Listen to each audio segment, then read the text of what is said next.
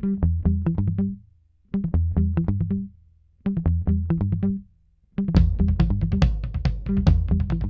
and welcome to Author Hour. I'm your host, Richard Lyntton, author of North Korea Deception, Hyde Park Deception, and Leningrad Deception, otherwise known as the Deception series. Today, I would like to welcome local author Doug Richardson back for round 2 on Author Hour.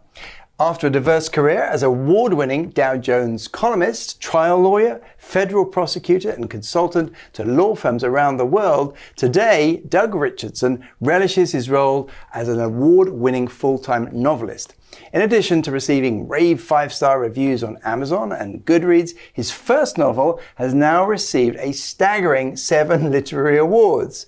What a difference an Author Hour makes. Doug lives in Penn Valley with his wife Pam, also a recovering lawyer who he says serves most capably as his publicist and social media expert, not to mention their variety pack of 3 delightfully gonzo dogs. Welcome back, Doug. Richard, what a pleasure to be back with you. Really a lot of water has gone over a lot of bridges exactly. since we first met. And I want to say, I'm not saying that, that the Author Hour has done this, but it just has, a lot has happened since you last came on the show. So let's get straight to it. What was the phrase you used for yourself last time? Something like an amateur, or I forget what it was now. But anyway, you've a lot has changed since we last saw you. I think the best thing, including 7 literary awards, can you just fill us in after the first novel, Downwind and Out of Sight? Tell us what's been happening since then. Well, what's happening is a learning curve that's both invigorating and frustrating. Downwind and Out of Sight came from sort of the mood of every recovering lawyer who says, I want to write a book. And when you say that, at least in my case, I had the slightest idea of all that attended that. You can write a book, and then you got to get the book published, and then you have to get the book marketed, and then you have to get the book sold. And I hadn't any idea of what that world involved. I just thought I'd write a book and somehow God would descend and put wings on it. So the last year, since that book was basically self-published, has been learning the cruel realities of how you market a book, what plays to whom, who your audiences are, what the techniques are. And part of the problem there is I recognize what a complete techno-boob I am. Mm-hmm. And so trying to operate in a digital world has been very frustrating. That has been ameliorated in great degree by my wife, who is a social media Pam? expert. Mm-hmm. Yes, my wife, Pam. She built the website, she does the social media, and she keeps me from looking like a complete idiot out there. So we're a real tag team. And so how do you, what would you tell a new author or someone, because I would say it's 35% writing, 65% marketing. Again, we haven't seen each other for a year or more. What are the key lessons? How do you sell your books, Doug? Well, badly, to be candid with you. Right. I tried, I tried everything thinking that there was sort of a simple logic. So, for example, as a local author, I went to all the libraries in the Lower Merion library system saying, how would you like to have a Meet the Author session? Yeah. And the door got slammed in my face, and I was astonished. Right. So I went to the nursing homes, and I said, hey, how would your older people like to have a talk from an author who started writing when he was 75? Wouldn't that be intriguing? Door slammed in my face. Wow. So I'm now beginning to sort of backtrack and doing the Barnes & Noble book signings. I've had a couple of other television appearances.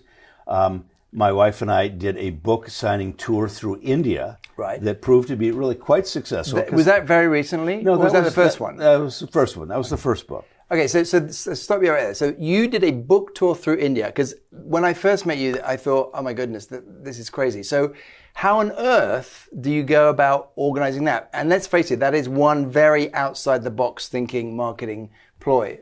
Well, it was incidental to a trip that we were going to make with some relatives. Okay. So as long as we're in India, how can we capitalize on this? And what will the audiences be over there? Yes, it's largely an English-speaking country, but how do you get visibility? And the people we were traveling with are media and communications and marketing experts. So that was basically helpful. having the doors opened over there. And we had very interested audiences. But what do they do? I mean, just like you would here, they just put stuff on social media and a meeting point or a bookstore? Yeah, they would put it in local newspapers. She had access to some of the local televisions in Mumbai and primarily in southern India. And they were quite interested. He was just, an American, an old guy writing a thriller. Right. And so we had good turnouts and good sales. Fantastic, really fantastic. Yeah.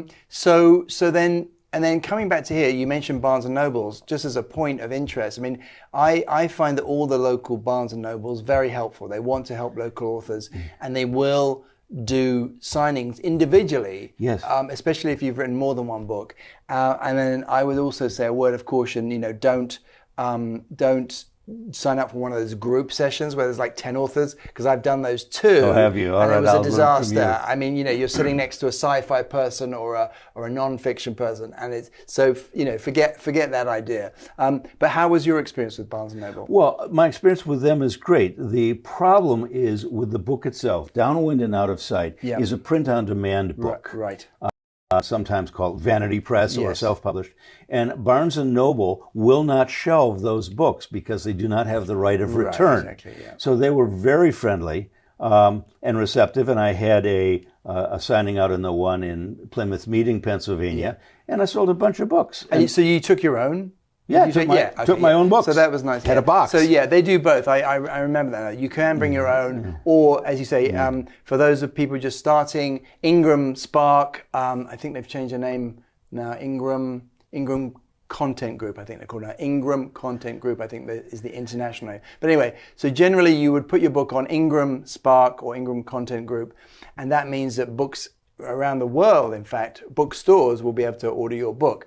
But going back to, actually going on, I just wanted, you mentioned the age thing there. So I hear that your new book, Old Dogs, New Tricks, which, and we should start with the cover actually. But I hear that this is a series, Victor Harding, and I hear that it's causing some nice buzz because of the age of the protagonist. So why don't you tell us a little bit about Victor Harding? Well, just finishing up on one prior point, the beauty of Old Dogs, New Tricks is that it is being traditionally published. Okay, great. So that means I don't have the problem with not having the book be stacked at Barnes & Noble. Yeah. And so they have been very receptive to having a return trip. I've talked with the people in the downtown Philadelphia Barnes & Noble, and we're talking about having a launch event in October. Fantastic. And so it looks like the doors are real open. deal. Yeah. And so tell us, and again, we mustn't lose track, but so you got a real publisher, a conventional publisher. How did that come about? Well, that came about through a real coincidence. Years ago, I was a federal prosecutor, and I prosecuted a case out in Chester County, Pennsylvania, that became notorious. It was known as the Johnston Brothers Gang, and this was later made into a movie with Sean Penn and Christopher Walken, and it was about a father who put out contracts on his own kids. Okay. That the case has legs, and about every 5 years somebody makes either a new podcast about it or makes a TV show about it. So I got a call late last year from the daughter of the DA, the district attorney who prosecuted the case, who lives in North Carolina, and she's an author of a series, and she's also a TV commentator and does podcasts. And she says, I've been called to do the Johnston Brothers case again. Do you remember anything at all about it?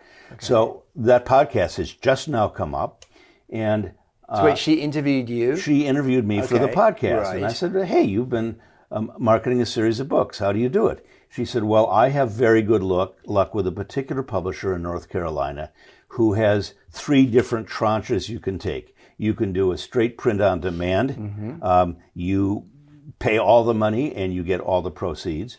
At the opposite end, they do have a traditional marketing model that they use very seldom, but that's the one where you get an agent and they buy the property and they do everything and you get a 20% royalty. And in between, they have what they call a hybrid approach, which is if you kick in some bucks to the development of the book and to the marketing, it will be printed and published and distributed traditionally, Okay. and you'll get an 80% royalty. Okay. So Excellent. So I did that. That's the one you did.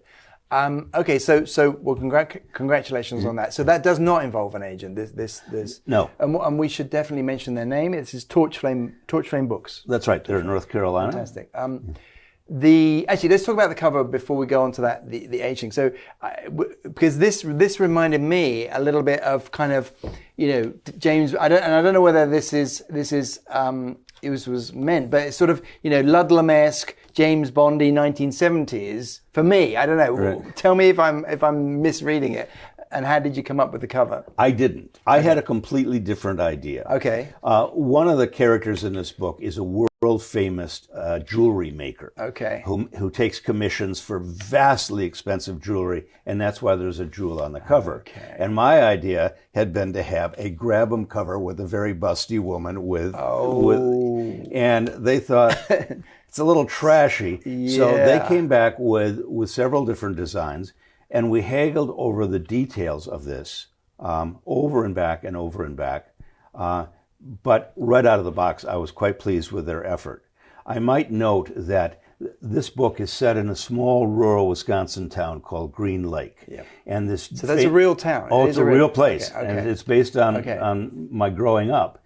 And this jeweler lives in Green Lake, and she gets a $3 million commission to build an enormous piece of jewelry for a Sri Lankan oligarch, and featuring a huge emerald. Okay. And the piece of jewelry is known as the Green Lake. So that is a depiction of the Green Lake. Interesting. Wow. Does that come out?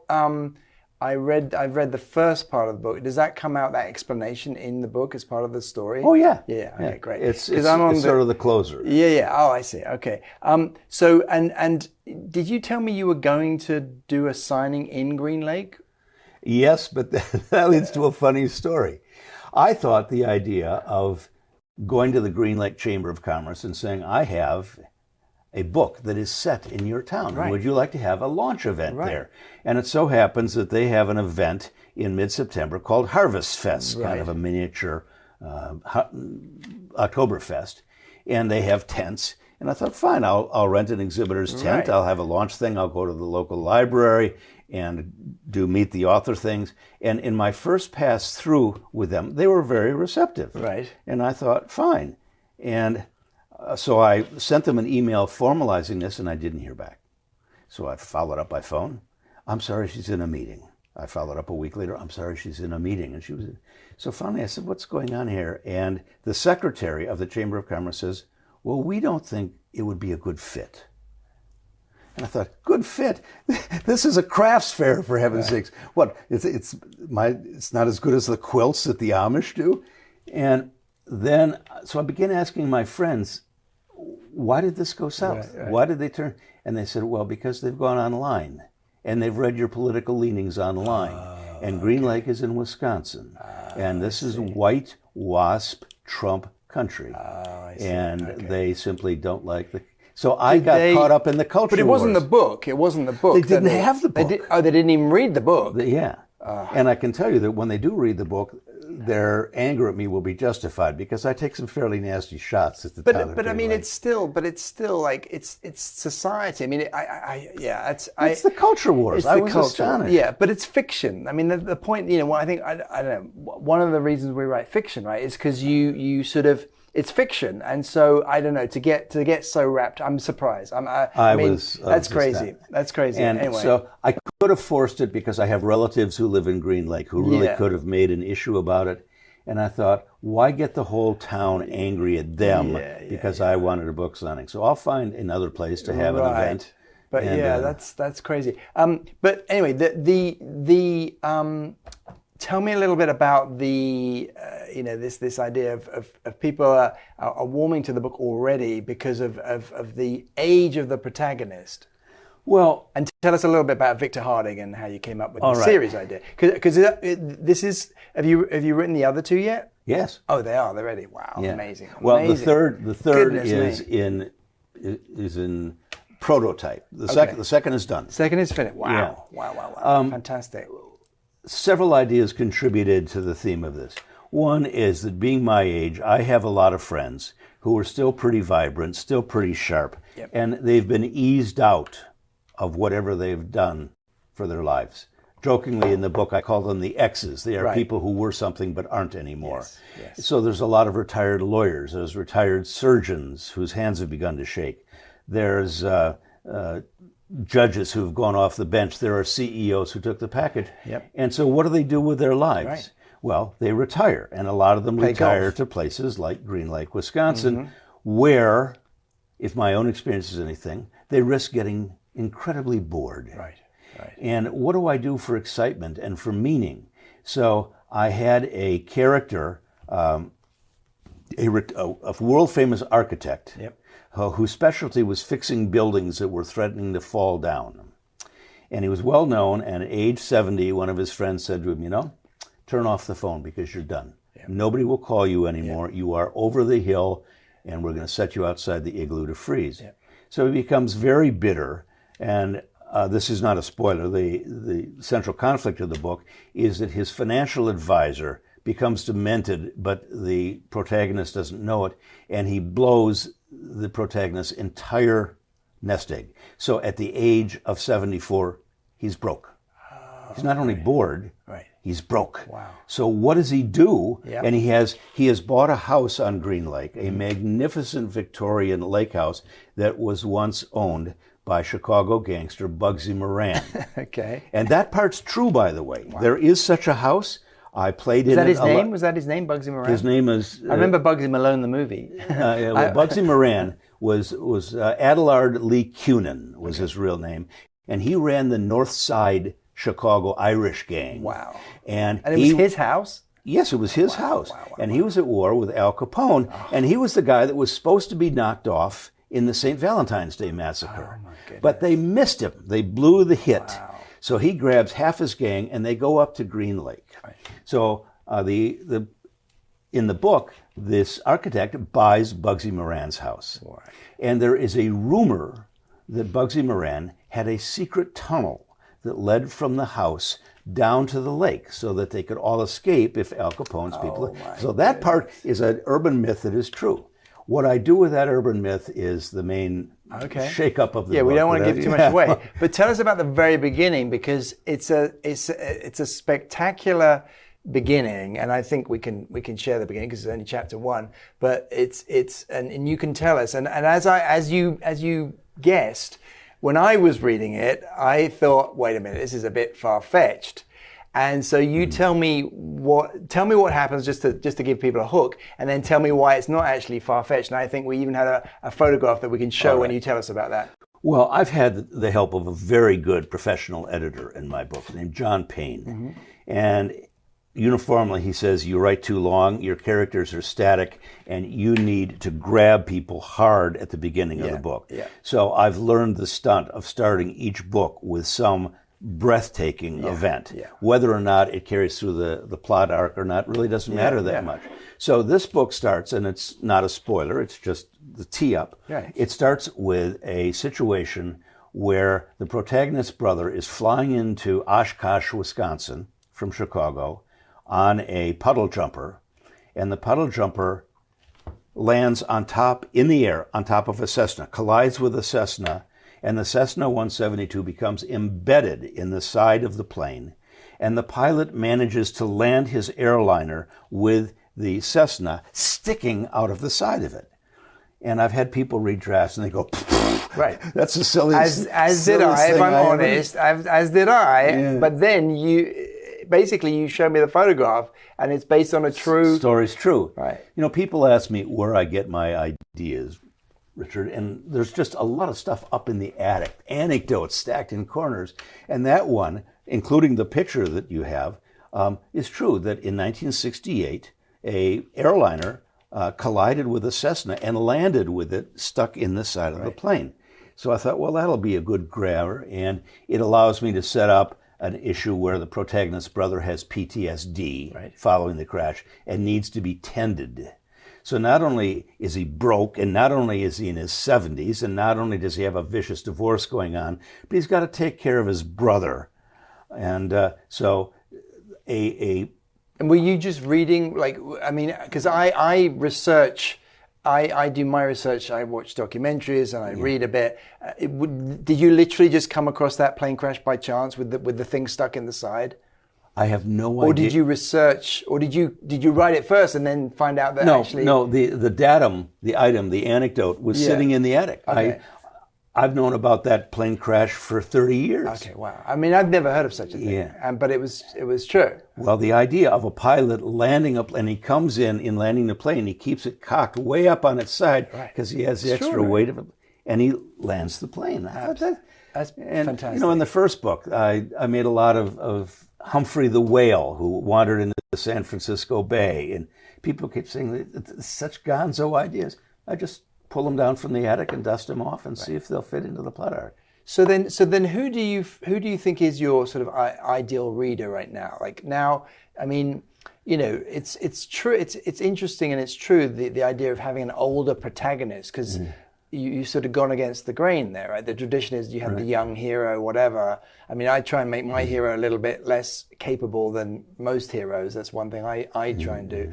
But who would you say I mean, as you meet people, who are they men and women? Are they over 50 or? Well, what I'm finding is that it appeals to different people for different reasons. Right. First of all, in one sense, it is a classic crime thriller combined with a police procedural, because the book builds very heavily on my knowledge as a prosecutor and how do you pursue gangs and how do you bring them down. And in light of that, if anybody's interested in how to fence stolen property, the book serves as a primer. Right. So just explain what that is, because I'd heard of that, but then I thought, oh yes, I've heard of that. But just explain what that is, because some people might not know. Well, you have crime gangs, and they break into houses and barns and they steal stuff. But they don't know what to do with it. Right. So they have people they lay it off to. And these people are called fences. And usually the fences give them about 50% of the value of what's been stolen. Then the fences have a network. Right. And in the case of this book, they develop a network all over the eastern United States who are galleries, car dealers, antique stores who will buy stuff they know to be stolen. Right. Right. So there is money to be made, and particularly fencing offshore. A lot of stolen jewelry goes offshore to be fenced. So this is the whole money laundering game. So for people who like crime thrillers generally, not excessively violent, but there's a few murders in there to keep life alive, it'll appeal to them. I have strong feelings about diversity and about inclusion. So my first book, and this one particularly, has a strong subtext that deals with people of color and how they're treated in mid-state Wisconsin by the white folks who don't have much love for anybody who's not white. Right. And so the jeweler who makes this amazing jewelry is a Sri Lankan woman. Okay. And for those people who are into gay rights, she marries the protagonist's sister, who is a trust and estates lawyer from New York, who gets fired because she turned 70. So she's put on the street. So we're building on this theme of the people who have a need for money and who were wronged simply because they've gotten older. I'm beginning to get some feedback that people of my age like that, and they like sort of the revenge thing. And they like the twist in this book where the protagonist becomes a crook. And so, first of all, we have to show how he evolves into a crook, how he progresses as a crook, but then, because it has to have a redemptive factor in it, how do I get him out of crookdom? Right. Well, that's how you... Well, so I'm thinking, as you're talking, you and I were talking about publicity, and there are 14,000 different book categories on Amazon. And as you're talking to me, I'm thinking, I don't think I've ever seen a, older hero. I mean, like, it's funny, the TV show The Bachelor, I just noticed they're having an older bachelor. They're literally, after 20 years of doing that show, they're now having an older, and it's sort of a similar thing to what you're saying. Like older people want to relate to older people. But what I'm sort of excited about as we talk is that I think that if the niche is not there already, the category is not there already, then you're literally sort of going to create your own category of sort of, older hero. Well, and that may be my own niche. The first book, as you were kind enough to mention, has now taken down a number of awards. Please. But one of them, the first one, was from the National Fiction Awards. It won finalists in 3 different categories. One was general thriller. Right. Well, okay. The second is multicultural. Fantastic. Because the protagonist in that book is an Aboriginal accountant who lives in Chesapeake Bay. Yes. And the third was multicultural. So obviously, Downwind and Out of Sight. This is a standalone, isn't it? Yeah. Yes, it is. Yeah. So that's a standalone, and then not to be confused with Doug's book. Is this now out? Is it? This is out. This is just out. This is just out. We're in summer 2023, and this is the series. If you like series, because most people do. A Victor Harding adventure. First of a series of 3. That's first of a series. But it could be more, right? If it goes well, you would perhaps. Yeah. And and again, they're complete stories, presumably. Complete. Well, that's the trick of this is that each book has to be able to stand on its own in case somebody buys only one of them, and you have to be able to pick up the second and third books in the series and be able to read them without not being. Right. It's not like a Netflix series. But going back to the awards, I do want to touch on the awards because 7 awards. So how does that work? Like. Did Pam, your wife, was she sending it here, there, and everywhere? Yes, she submitted them. Okay. And for some of them you pay a fee, for some of them you don't. Some of them, I think, are clearly a little industry. They give everybody an award. Well, that's what I resent a little bit. Like the fact that they charge you, I think, between $50 and $100 to enter some of these competitions. But I mean, let's just sing Pam's praises because she does a lot for you and. I'm a little envious because I kind of do everything myself, but you have, your wife helping you with the publicity. So tell us a little bit more about her and her role and how basically she's indispensable to you. Well, I really am not a digital native. Right. not even in the same country. Right. Pam is. Pam also happens to be, during her career as an attorney, one of the great researchers in world history. Oh, wow. So she's very comfortable navigating the digital world. She's created websites for our consulting practice during the years we practiced. And so we tried to, on the cheap, build an identity because the people who published the first book wanted to charge an exorbitant amount of money to do virtually nothing. We were insulted at how bad their stuff looked. Right. So we did it ourselves. And by the way, just on that real quick, we've got a few minutes left, but you got to be clear, like anyone out there who's thinking of hiring a publisher, that you shouldn't be paying anyone can just put up a book on Amazon. Right. But it's what happens after. I'm also publishing other people's work now, non-fiction and fiction. In fact, we just did our first romantic comedy. I'll just give a quick plug to that, The High-Heeled Gardener by Debbie Bourne. But my point is, and I stress to them that, listen, we, Malchick Media and Richard Lynn Books, it's what happens after that book is on the website, because that's 65% of the work for the next 2-3 years. Absolutely. And so that is what people need to understand. If you're getting into this, please, please, please, you've got to understand that it's the daily grind once that book goes online for the next, like I say, foreseeable future.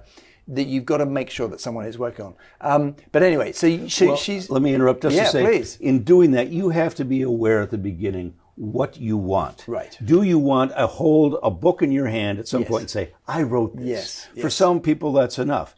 Do you want to appeal to a certain constituency, or do you want to make some points? Do you want to make a living off this? Right. Well, fortunately, I didn't, because my naivete would have had me eating beans and franks by now. Right. Well, something I was going to touch on, but I mean, maybe just a quick answer. We've literally got less than a minute, but I mean, I think it's very important to think about the finances, right? Because I guess my question would be, I guess it would just be you've got to decide what you want. I think we'll leave it at that. You've got to decide. Do you want to try and make money?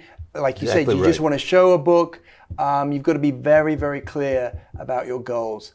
We've only got a few seconds left, so I do want to ask, because the first thing I said to you was, "What are you wearing, Doug?" So just tell us a little about what you're wearing today, because It's kind of interesting. Oh, well, and it shows how much you travel. I'm wearing an extremely comfortable top Right. that was basically given to me by a Japanese hotel in Miyajima, Japan. Okay. And anytime anybody checks in, they give them a set of togs that you can wear around, and you can wear around the whole town. And I love it. So it's comfortable.